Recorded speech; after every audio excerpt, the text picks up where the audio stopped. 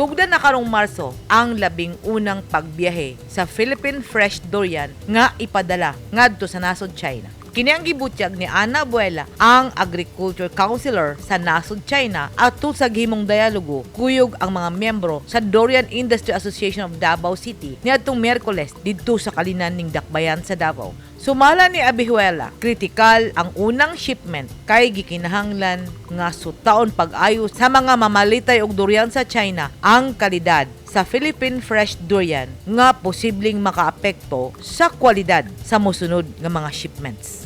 Siguraduhon nga mga di kalidad nga durian ang mapadala atol sa unang shipment paingon sa China.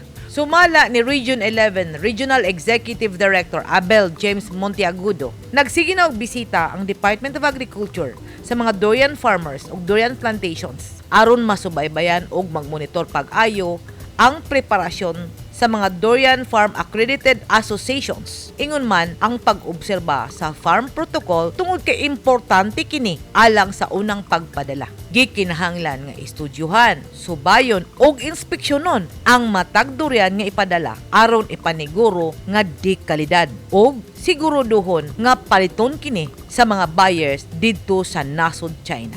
Gipaniguro sa Department of Agriculture nga dili paltos o dili makawang ang ilang preparasyon tungod kay kini ang unang shipment ug kun kini magmalampuson padayon na nga magpadala og fresh durian ang mga durian farmers gikan dinhi sa Rehiyon 11 paingon sa nasod China.